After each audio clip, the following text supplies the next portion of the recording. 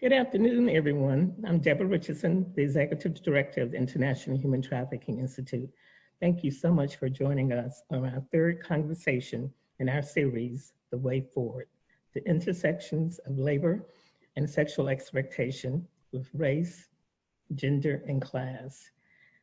I want to give a special thanks to our program partners who work with us to share this conversation among their networks: Covenant House, the New South, Rolling School of Public Policy at Emory University, and YouthSpark.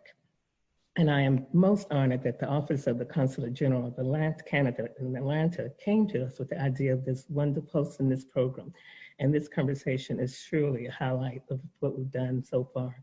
And so with much appreciation, please welcome Consul General Nadia Theodore.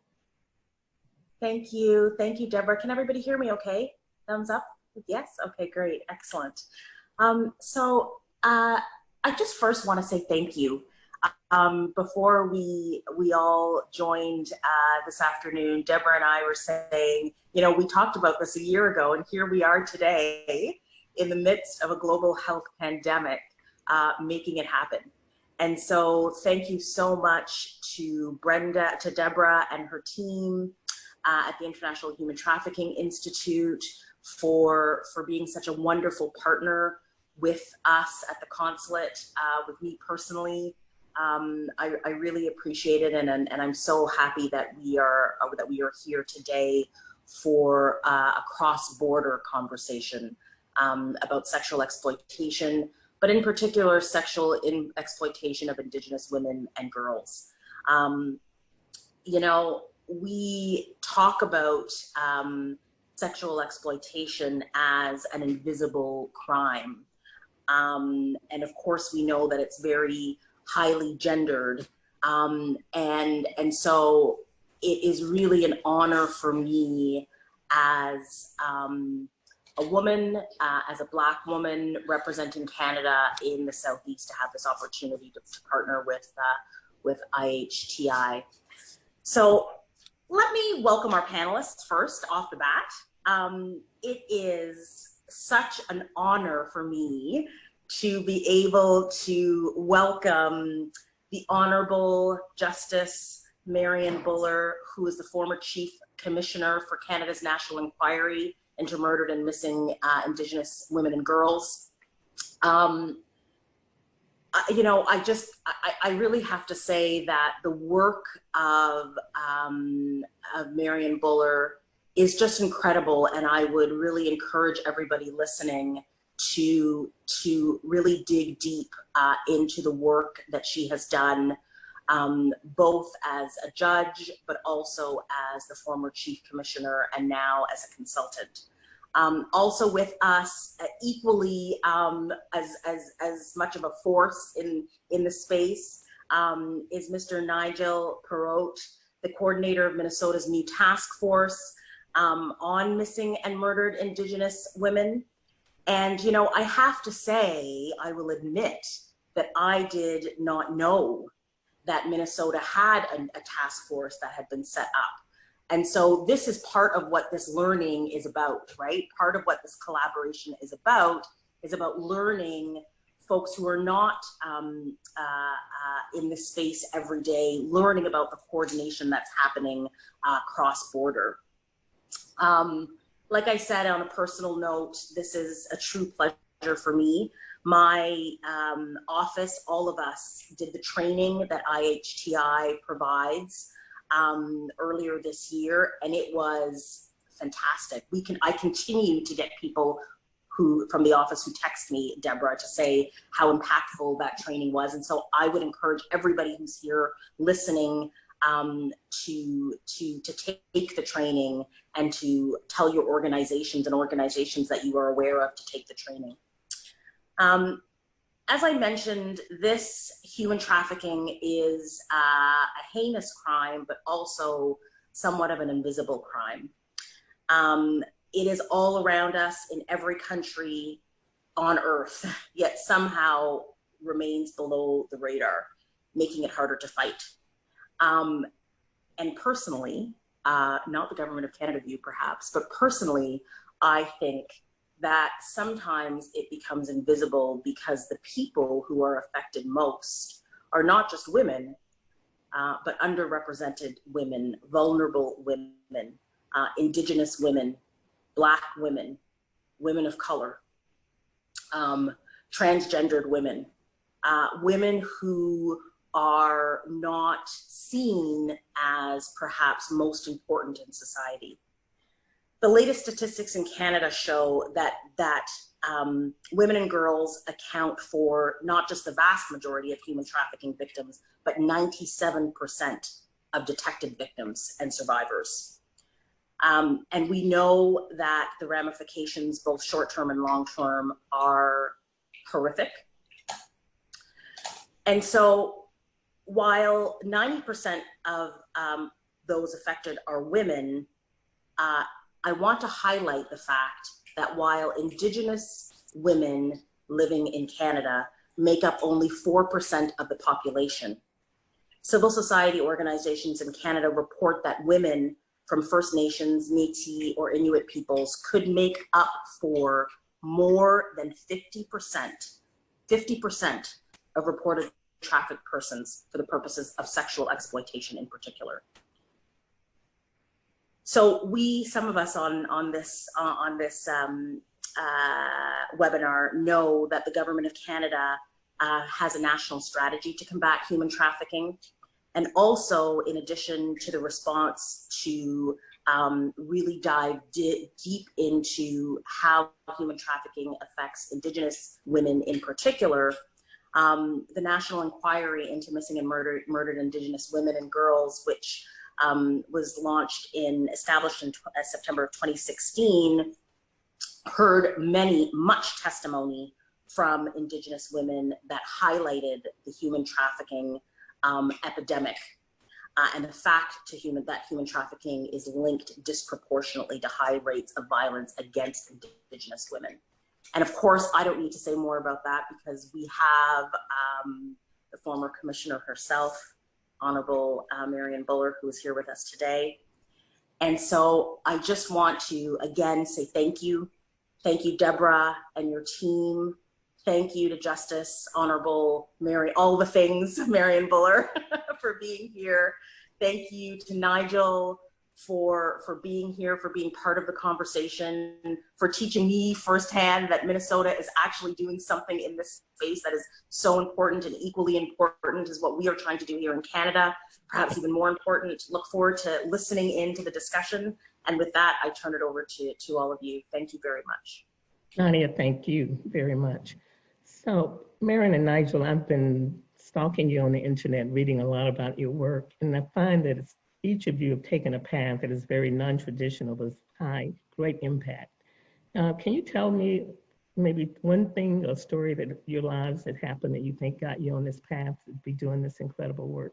Just like to get to know a little bit more about each of you. Marian? Oh, one story. I think it goes back to probably my late teens, I think. I was trying to unlock a car door we were located in a small town in Saskatchewan, trying to unlock a car door, and the police came and accused me of trying to break into the car, even though I had the keys to the car in my hand.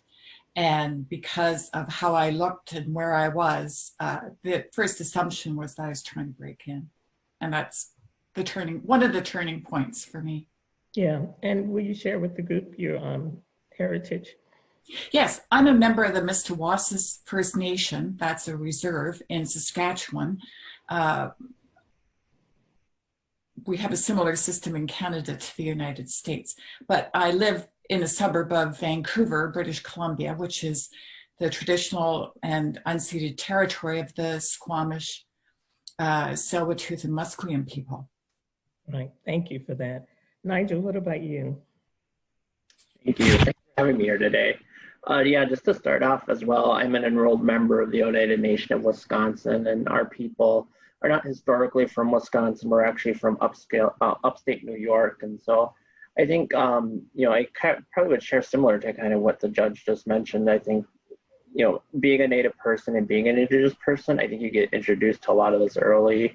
And I think for a lot of Native people, we can look at our own families and our communities and see like this has gone on and has happened, and we all know a story, or we have a story of someone that's been impacted. But I think in terms of my professional capacity and how I've gotten to this, we talked a little bit about that as we kind of prepped for this, but I kind of thought of a different story here. Is, I'm really honored to share the space with the judge, and given her long and historic career, I hope to have that type of a level of that. And so I feel humbled to have that ability to share this space, and I feel like I don't deserve that honor, because I feel like I'm still working on myself and working on my career and working on this as an issue. But it brought me back to the first time I kind of did something like this. I was in a similar situation where I was sharing a stage with a lot of very powerful Native women talking about this issue. And I looked across the stage, and it was represented by some folks here in Minnesota that people are probably aware of: Bonnie Claremont,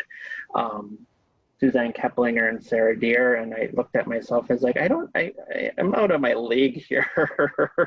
But I think in that process, it really helped me look at, as a Native male and a queer Indigenous person, what is my role in this? And I do have a role in this. And, looking at my background and my heritage and my family, I had a lot of strong Native women in my family that experienced violence against them growing up, and what I learned from them and how I've parlayed that into the work that I do, and especially in a system that is part of that oppression of Native people. How can I use that lens to switch that lens so we are more responsive? That's wonderful. Thank you very much for sharing that. So now I want to show those of you who are with us just a short clip to kind of introduce the criticality of the inquiry that both Miriam worked on in Canada and what Nigel has done in Minnesota. So can we show this short clip now? The scale of the crisis has been clear for years. Hundreds of Indigenous women murdered or missing in Canada, a haunting national disgrace with no solution in sight. But tonight there is a new development, a CBC News online project to help propel the debate forward.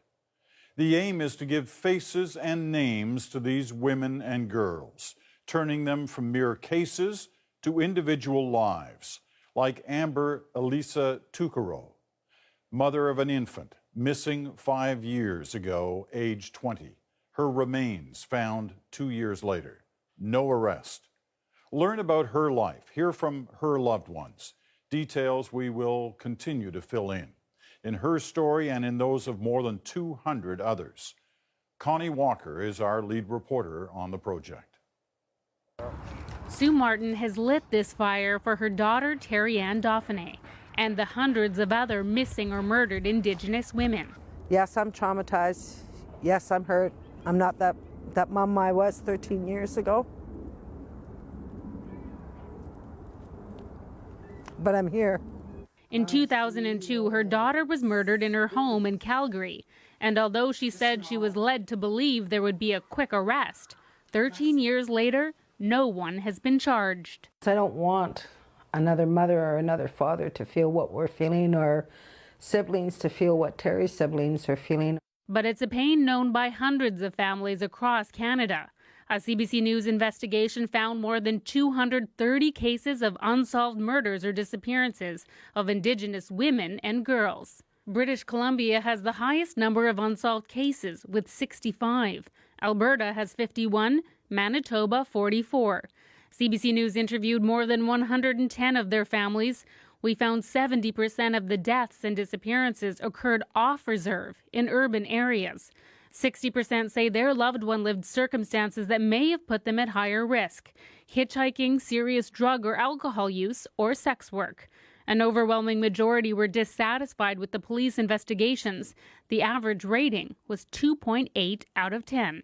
After a while, they just become another person that they don't want to deal with anymore. And that's pretty much the way it is with dealing with the police. Krista Bigcanoe is a lawyer and advocate for justice for Aboriginal women who were murdered or missing. She says the solution is more complicated than violence prevention. This is about stereotypes, racism at play, discrimination. So we need to start reconceptualizing and valuing Indigenous women as a society. It should be a crisis when we see this level of loss of life. Now I'd like to go and talk about the actual work.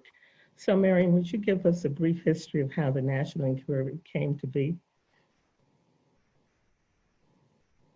Have to unmute myself, I'm sorry. Yeah, the National Inquiry is the end result of as long as 40 years of lobbying and work by activists and grassroots organizations across Canada in response to the horrendous number of Indigenous women who were going missing, who were being murdered all across Canada. This isn't located geographically in one spot, it's all across Canada. And so the problem is so bad, we can't give an accurate number of the missing and murdered Indigenous women and girls and 2S, two-spirited, or people elsewhere on the gender spectrum in Canada, because it's just impossible. The numbers are so large, we can't give you an estimate. Anywhere from, some people say 1,300 to over 5,000. So it's impossible to give a specific number, but it's really been the hard work of the grassroots organizations and activists for generations that made this happen. Wow, 40 years. Yeah. That, it's very similar because the civil rights movement had a 50-year arc, and then it's still not over. So to you say, we still have a lot to do. Nigel, how did Minnesota decide to start their inquiry? Yeah, I would say there probably is that similar history here in Minnesota. And I think as a state, Minnesota has been very progressive around issues of violence against women. But I think sometimes where they falter is recognizing Indigenous communities, Black communities, and other communities of color in their work. And so a lot of that work to identify this as an issue and look at, the rates of victimization, especially around trafficking, are the highest in Minnesota of Native women and girls. And so, with that similar approach, a lot of the grassroots advocates and agencies work towards this. And I think when the Canadian inquiry was finally off the ground, it really gave that push to kind of push forward for some legislative action within our state. Our process and our task force began last year, June 2019, as a result of the 2019 legislative session here in Minnesota. And there was an attempt to also do this in the 2018 legislative session that was unfortunately vetoed under the previous governor, as it was connected to some legislation that he wasn't approved of. But in that work and both our legislation, then Representative, now Lieutenant Governor Peggy Flanagan, and our current chair of our co-chair of our task force, Representative Mary Kuznish-Podine, really pushed that work in 2018, and again pushed that work here in 2019. And so it's been to have that force of Canada, I think that helped not just push it here in the state, Minnesota, but other states, I think, really followed suit. And so, it's been a blessing, I think, and a curse at the same time, so that you have such a high prolific process in Canada then to come right after that. So it's been good to kind of see how they've been unfolding, but then to have that same level of it sets the bar high for us too, I think, for a lot of us in the US. Thank you. So those of you who came into the room a little early saw some amazing slides that Marion had provided for us throughout the process of doing the inquiry. Could we show those, Marion, and you can just give us some context about what we're seeing on those slides?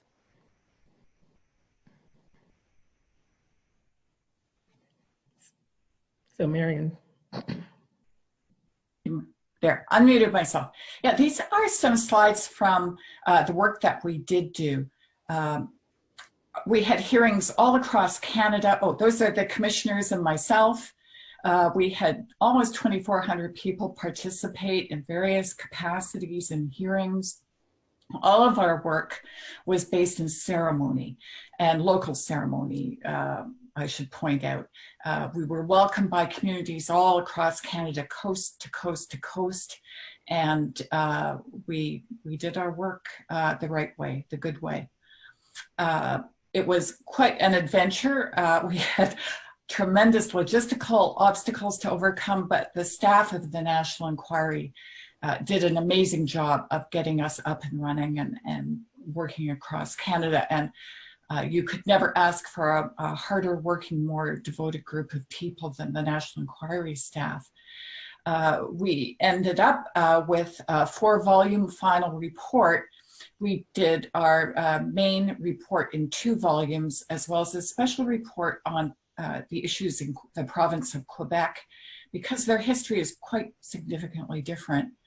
And also a special report on the law concerning genocide, because as I'll talk about a little bit more later on, we did find, as a result of the work that we did do, not only through hearings, but with our research as well, that Canada has maintained and still maintains a campaign of genocide against Indigenous women and girls in Canada. You know, there's a whole section on the website of your report about the art that was created throughout this process. And it tells its own story in some very compelling ways. I was very moved. Isn't that gorgeous? I was just very moved by it.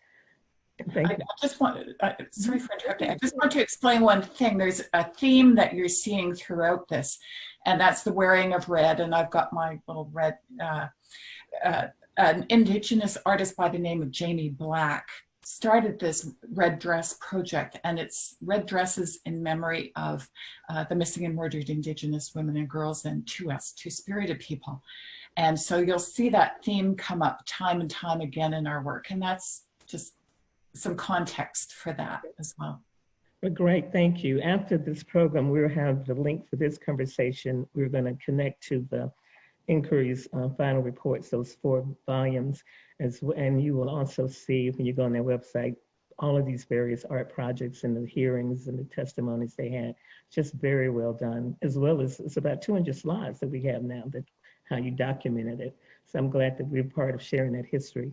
Thank you. Thank you, Deborah. So, Nigel, how was the flow of your inquiry? How did you all do your work in Minnesota? Yeah, so like I mentioned before, you know, having the Canadian inquiry as a model, we really looked at to kind of see how that process worked out.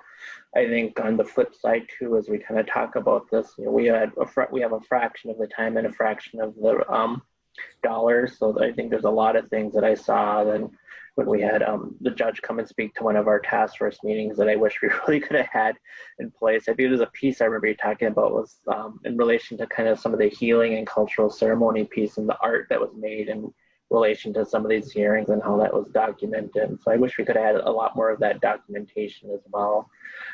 But, you know, I think with the kind of model that the Canadian inquiry is utilizing, you know, centering the voices and the victims and the families and survivors at the heart of this work, and really having that lead our process has been, you know, an attempt in the sense that, you know, COVID-19 has definitely hurt a lot of those abilities to have a lot of those in-person meetings and some of that in-person gathering.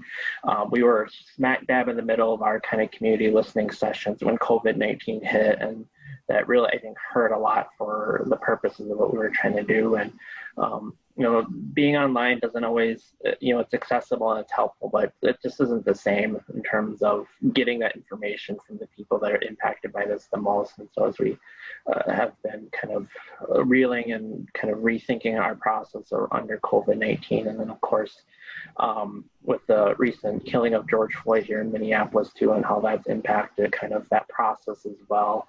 You know, I jokingly say this, and I think sometimes when you're dealing, especially as a Native people, it's such a traumatic topic, you kind of have to find humor to push yourself along. But I was just like, if another thing happens here in Minnesota, a comet hits the earth or something, I don't know where we're at and what we do moving forward, because, you know, we're pushing through it, and we're really making sure that, you know, if these, you know, incidences are happening, you know, with COVID-19, I think it's really showing us what's always been there.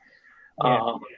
Some of the aftermath of, with George Floyd and some of the police reforms, that's really kind of showing us what's been there already and highlighting it in a way that hasn't been previously highlighted.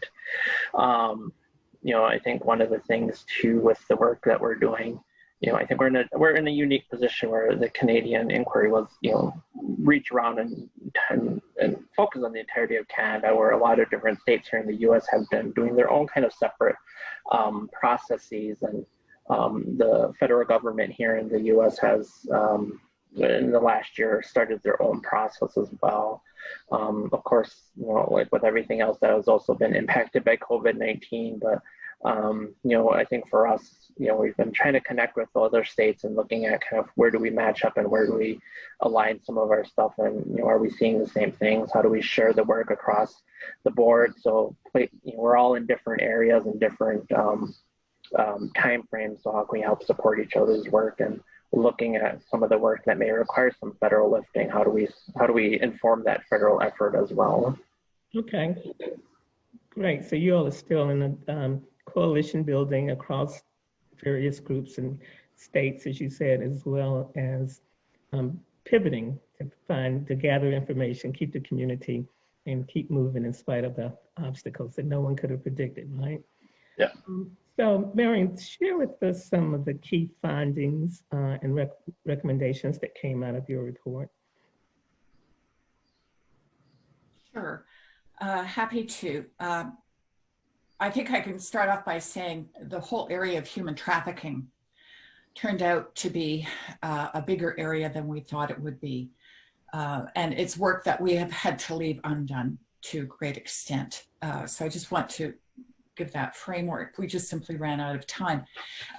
We were able to rely a great deal on the National Task Force on Trafficking in Women and Girls in Canada. Their final report was done in 2014, but still there's so much work that has to be done addressing Indigenous women and girls and 2S people, especially trafficking cross-border, because we heard from families and survivors of violence that there's tremendous trafficking that goes on in the Great Lakes and tankers.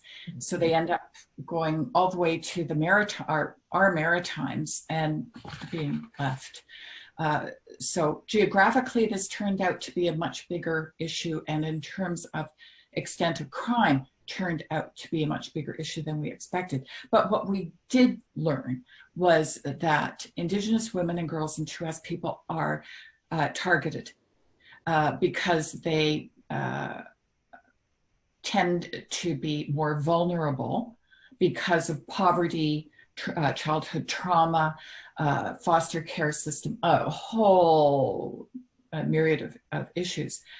And human traffickers are really good at reading people, and they can pick, I hate to say it, they can pick out vulnerable young people very easily, and they know exactly what to do to groom them in order to be able to traffic them at a later time.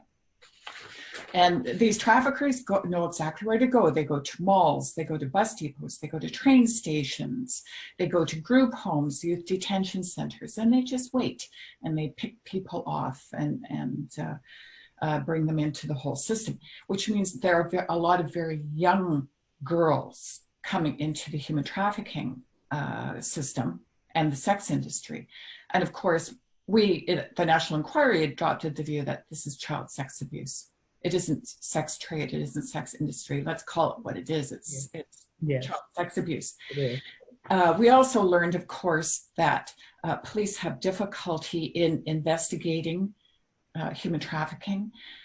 They have difficulty in successfully prosecuting human traffickers and ultimately getting to convictions. However, there's a flip side to that. That sometimes, and we heard of some cases where the police were less likely to do an investigation in a timely way and in a thorough way because of the missing person's lifestyle. Well, they're just partying, they'll come back, or what do you expect? They're in that lifestyle. So it's a double-edged sword in many respects. Also, getting statistics is very difficult. Madam Counsel General gave some really current, up-to-date stats, but getting those stats has been very difficult, and getting accurate statistics has been very difficult as well. So a lot we know, but there's a lot more we don't know in order to move forward. So now turning to recommendations, what we did was we called our recommendations calls for justice. We made calls for justice specifically for those in the transportation sector and the hospitality sector, because they're in many respects the front lines for witnessing human trafficking. And so amongst other things, we called on those industries to train their employees about identifying sexual exploitation and trafficking, how to respond in a safe manner, and how to not just respond to what's happening right in front of them, but how to report safely to the police, because they have a huge role in combating human trafficking. Taxi drivers, hotel clerks, chambermaids, bus drivers, all are on the front lines in many respects. Then, of course, we made calls for justice regarding police services that I can summarize by saying better communication between police services, because we know traffickers can move people very quickly across police jurisdictions. They know that. They know to do that to avoid detection. So police have to talk more. They have to share intelligence. In Canada, we have the, I hope I have the name correctly, the National, I have to look it up, I'm sorry, the Human Trafficking National Coordination Center. That's under the auspices of the RCMP. And amongst other things, we said that they should be expanded, and there should be more information and intelligence sharing across police services in Canada, because traffickers know if they move out of one jurisdiction, they'll go undetected. They're very smart in a fox smart way. So also we called for closer work between the police and frontline organizations. Again, for obvious reasons, they're the people who are dealing with the fallout from all of this. So I think that's sort of it in a nutshell, Deborah. Yeah. Were there any recommendations around prevention? Oh, yes, many, because we looked at the underlying causes for human trafficking, amongst other things. And there are many, many calls for justice regarding improvements in education, healthcare. We called for a national basic income to eradicate the worst parts of the effects of poverty, not all, but the worst parts of the effects of poverty. Education, as I've said, healthcare. So yes, we took a very holistic view of what has to be done to make it better. That's wonderful. I want to say to our guests in the program, we're going to give you an opportunity to be in conversation with us. And so we want you to put your questions in the chat box. In a few minutes, I will go into the box and ask our two guests to answer them. So if you have questions that you've been sitting on, please put them in the chat box at this time. Nigel, is there anything else you want to share about the status of your work, or maybe some early aha moments?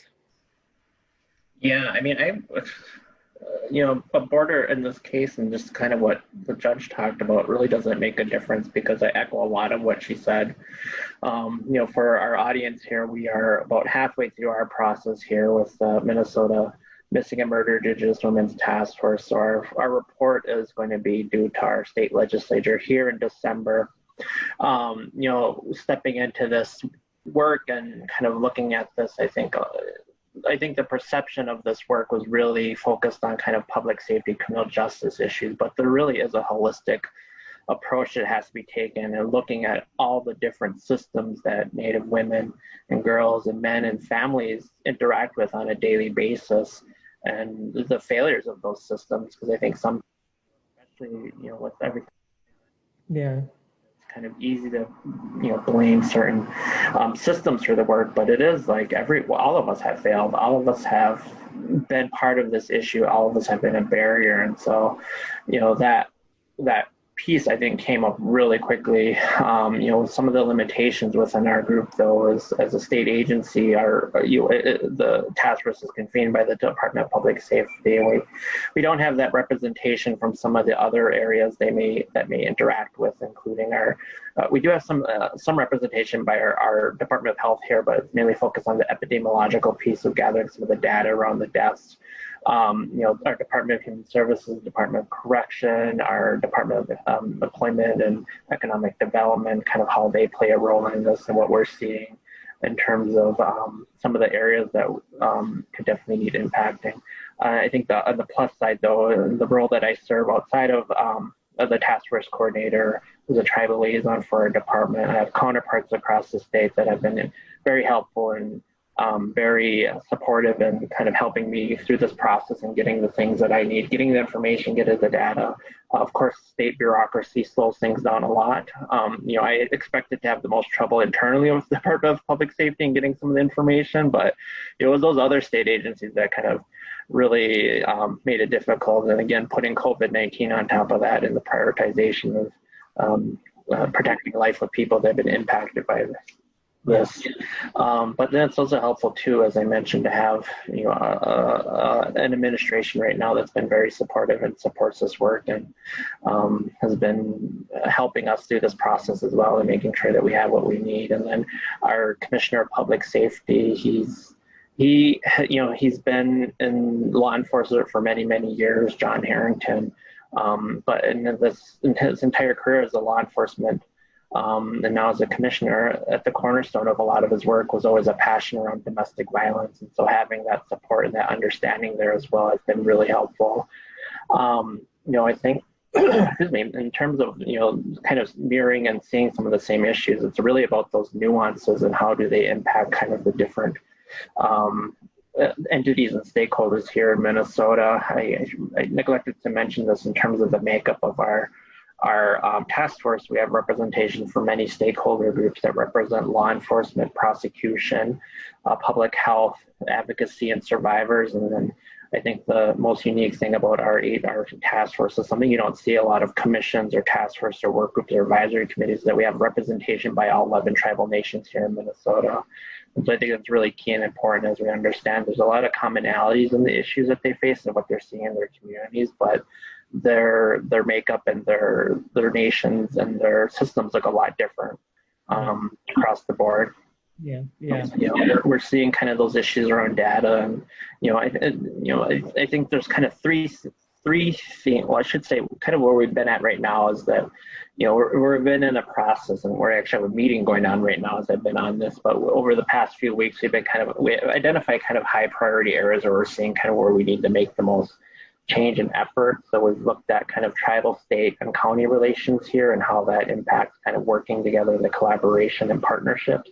Mm-hmm. The impact of primarily it was kind of focused through the lens of the healthcare setting and its impact on identifying victims of trafficking and victims of violence. But our health department houses our state's office for safe harbor for people that are familiar with safe harbor.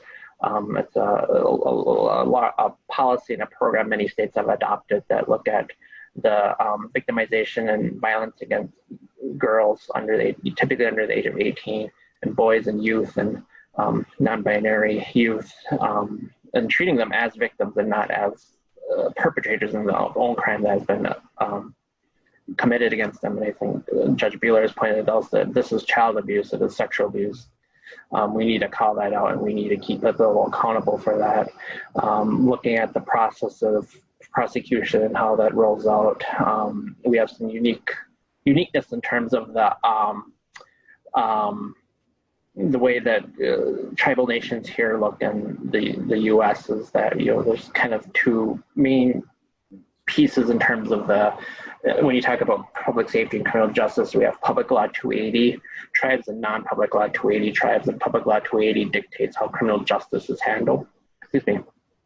Across the U.S. So Public Law 280 tribes are where criminal criminal jurisdiction is within the confines of the state, and non-public law 208 is where the federal government still retains criminal jurisdiction in cases. So having that option and ability to kind of look at, well, how these cases are going to look different. They do look different. We have such a significant urban Indian population as well that, how does that look, and how does that feed into this well, and the attribution to this as an issue. And then our last two meetings have been focused on, or our last few meetings, we've focused on child protection and child welfare. I think Judge Buehler pointed that out as that kind of the vulnerabilities that creates. And I look at it as, the out-of-home placement that kind of continued or started with boarding schools has just taken on a different model and approach as it relates to the child protection and child welfare system.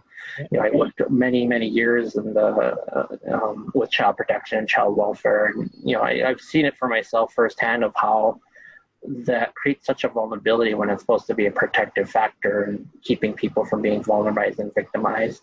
And then looking at the processes of investigations, both on the law enforcement side and the coroner, medical examiner piece as well.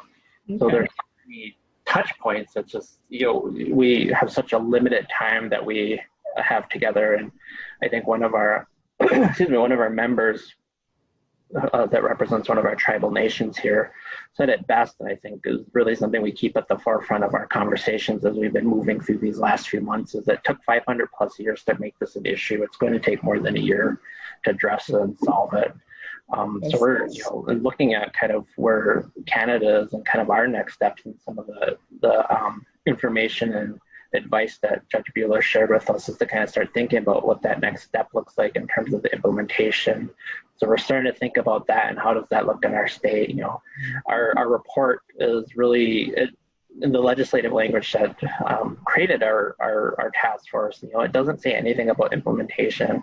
It just says you'll put together a report with recommendations. And, even that language around the recommendations, I think, we've been really trying to be conscientious about that as well, is that, recommendations assume that you can or you cannot do that. It's up to you. But, we're looking at some stronger language around, like, these are mandates that need to happen to make change. Right. So, I'm glad you mentioned that about being clear about the mandate.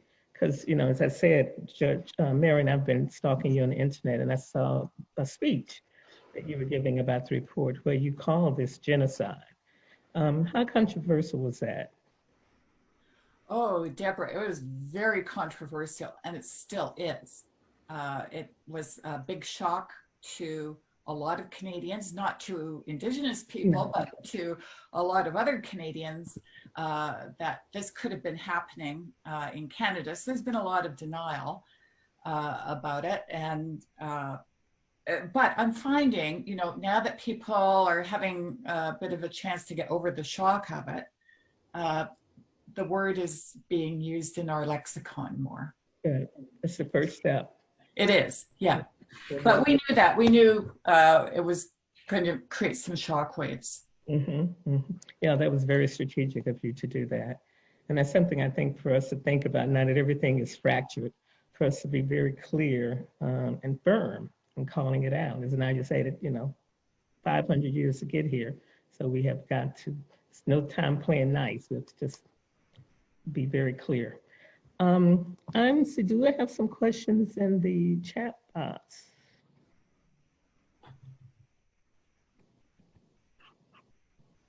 I'm looking for my chat box. So I'm finding my chat box, Marion. Would you tell the audience a story that came out of this work that you would like for us to leave with? Well, thank you. There are so many. Picking one is difficult, but one particularly related to human trafficking across the border was one woman who, and I have to give an alert here. This is pretty bad. This is some pretty awful stuff I'm going to talk about in terms of sexual abuse. So I just want to give a spoiler alert there. As a young girl, I would say mid to late teens, she was trafficked and ended up on a tanker on the Great Lakes. I'll cut out a lot of the really bad stuff. She and others, including some young boys, were kept in cages in the hold. And at various times on the voyage, people, she and some of the people in the hold were thrown overboard like trash. Right. And I wish I could say she was the only one who told that story, but she wasn't. I mean, severe inhumanity against a human being is just hard to fathom. Yeah.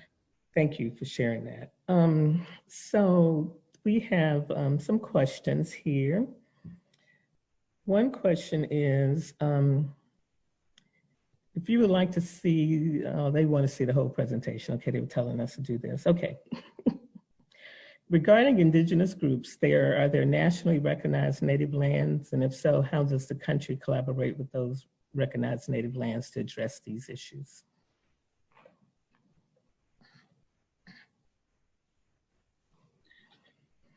Nigel, do you want to go first? I guess I'm perceiving this question as one way, so I'll answer it the way I'm perceiving it. But, you know, there's a system in place that was put in place by the federal government that is based off of a trust responsibility that the United States has to Native people here. You know, in terms of that recognition, you know, there was a system set up that I think the attempt to recognize Native people, I think, is really important, and those tribes, but I think the way that it is set up, it really is more of a disenfranchisement to Native people and Alaskan Natives as well. So we have 567 or 68 federally recognized tribes in Alaskan Native communities here in not Minnesota, that'd be crazy. We had that many in the US. We have that many federally recognized tribes, but we also have many tribes that are not federally recognized that have been disenfranchised for various reasons. So, you know, that I think is really an important part in terms of some of this work that we're doing, because oftentimes that federal recognition and that support for tribes, and I'll speak to this from my own experience as a Native person and an enrolled member of the Oneida Nation. You know, like I said, my tribe is based in Wisconsin, and I live here in Minnesota. I've lived here in Minnesota for many years, and I don't get the benefits of being, I don't get the federal benefits that the United States owes to tribal nations here in Minnesota, in the U.S. And so there's that disenfranchisement that happens there. I have the benefits of being a tribal member that is important and helpful. But I think when you look at kind of our urban situation and our urban issue, our urban population here, you know, it's not just represented by the 11 tribal nations here in Minnesota. I would say probably like 3/4 of that 567 tribal nations in the U.S. are probably represented in our urban area alone. And there's many urban areas here in the United States that probably see way more than that, or have larger, then for sure have larger urban populations as well. And so, you know, as we talk about this work, you know, it's not just recognizing kind of the partnerships and the needs of tribal nations here in Minnesota, but also our urban communities and other communities where Native people live off land that are potentially disconnected from the tribe for whatever reason. And then I think, you know, as we are kind of working through this process, I think, you know, like I said, every state and the federal government are all at different kind of touch points and timelines of their system. And so we're trying to do what we can in terms of addressing the need here in Minnesota and looking at how can we support these other efforts so that they are, you know, there's, you know, some uniformity between all our efforts. And, you know, like I said, there's some lifts that as a state that we don't have any power over as it relates to that federal trust responsibility of the United States government, that, you know, how can we support some of those changes or actions that need to happen at that level. Right. So that brought up another question. Are there policies in place now that addresses the poverty and discrimination surrounding these Indigenous groups to help put them on a playing field to support their well-being? Is there any policies that are in place?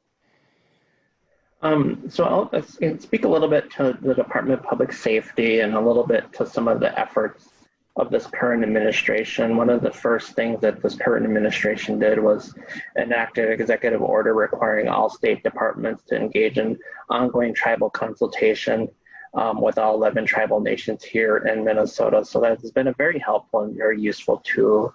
Our previous governor had a similar order that only required, I believe, 8 or 9 of the 26 state agencies here in Minnesota.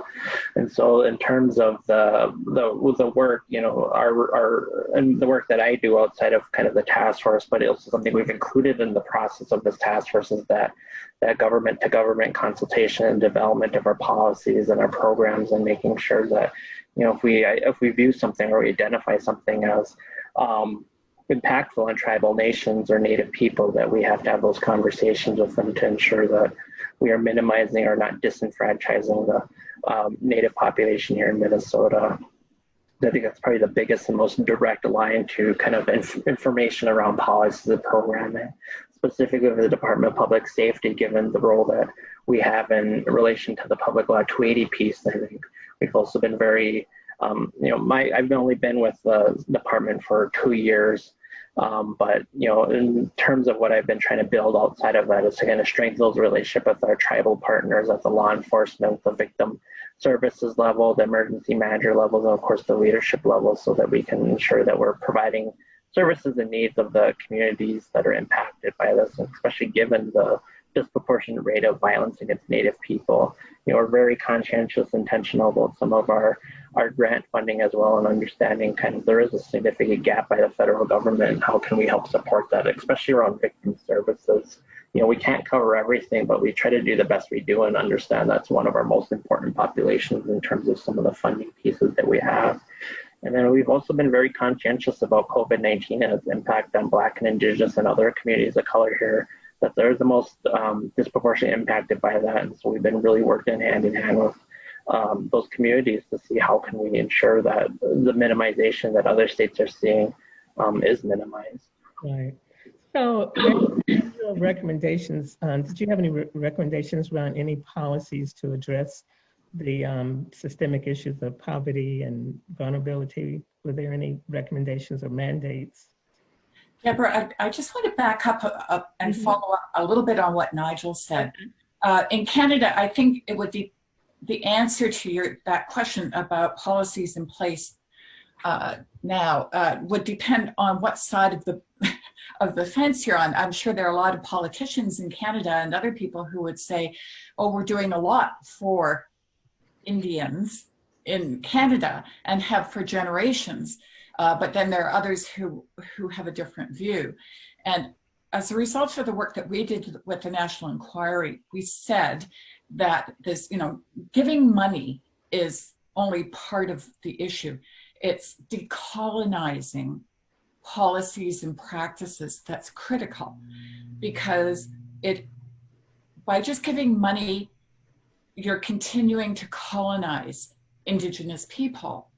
But by empowering and by power sharing and giving up power entirely, then you are taking a decolonizing approach to policy. So I just wanted to add that. We said nothing short of a decolonizing approach is appropriate. Right. That's very powerful.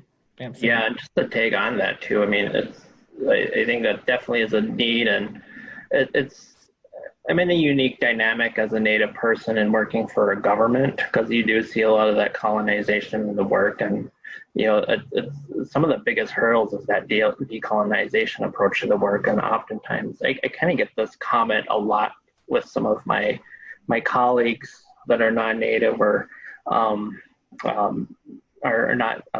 basically my white colleagues. I get this a lot from, is like, you have a very unique approach to how you do your work. And I'm like, well, what does that mean? And it's like, well, you're in the community, you're engaging in the community, you're talking to people in community. And I'm like, you know, we're making decisions and actions and policies and programming without talking to the people that are most impacted by them. Like that seems wrong. You know, I've been in government, you know, before working in state government. I worked in our local city government with the city of Minneapolis, and that same mentality was there. But you know, I had the blessing to have a supervisor that was an African American woman that really helped me think about my role and coming from nonprofit and community-based work into that government, there's that culture shock there, and thinking about, it's important that you are engaging in your communities and to have that support. When I was working for the city of Minneapolis, and to continue having that support from my direct supervisor at the state, and understanding I don't think you can make any decisions without the people that are impacted, regardless of what community you're working with. Right, absolutely. And it's an uphill battle. By no means are we perfect as a state, and there's a lot I think that we have done that's good. There's a lot that we need to address and solve and fix there where we've failed. Like I mentioned, with this work under the MMIW task force, we've all failed as state agencies in addressing this as an issue, and there's a lot of partnerships we need to continue to build and work on as we kind of move forward. Marion, do you have anything you want to add? Yeah, just a couple of things.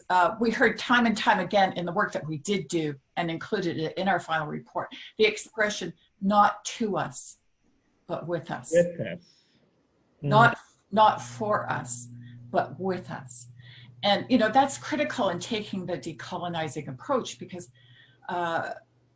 people just don't understand. And by that, I mean all people, Indigenous people and non-Indigenous people, how government programs can maintain the status quo, can maintain the colonizing approach.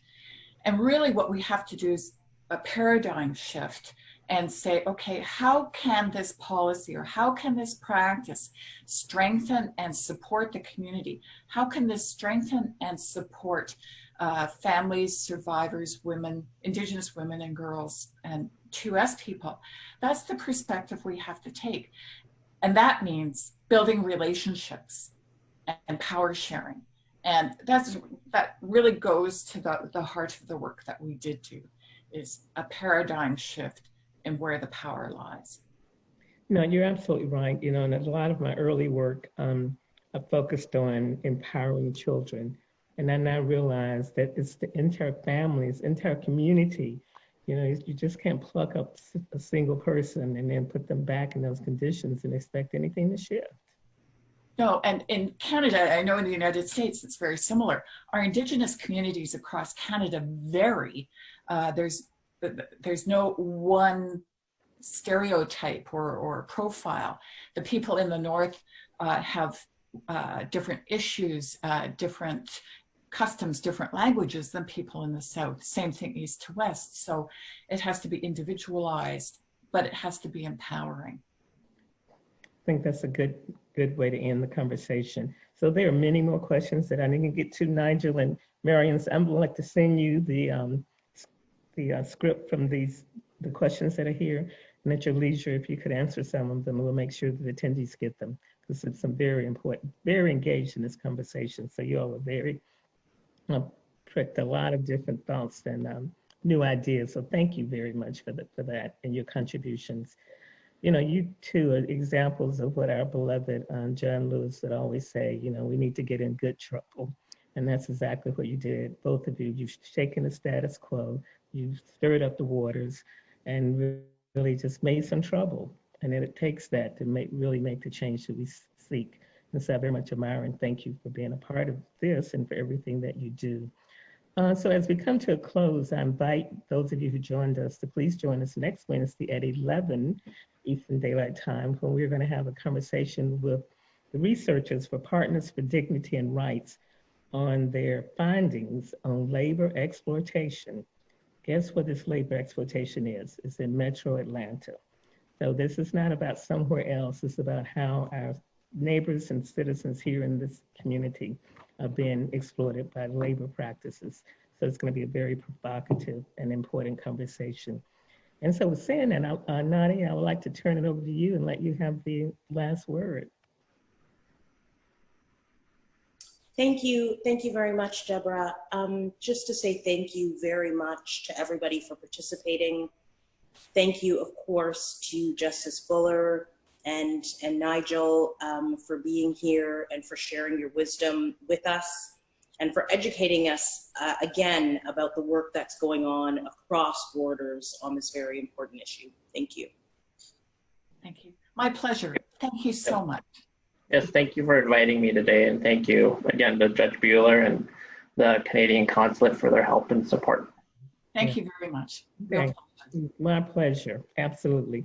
So everyone out there who joined us, thank you. I hope you went away with some new thoughts, a new way of thinking, but most importantly, don't keep it to yourself. Let's start this community conversation about the hard but important work that needs to be done. As I said, John Lewis would expect us to generate a lot of good trouble, and now's the time. If not now, when? Thank you all. Be safe and be healthy. Look forward to seeing you next Wednesday.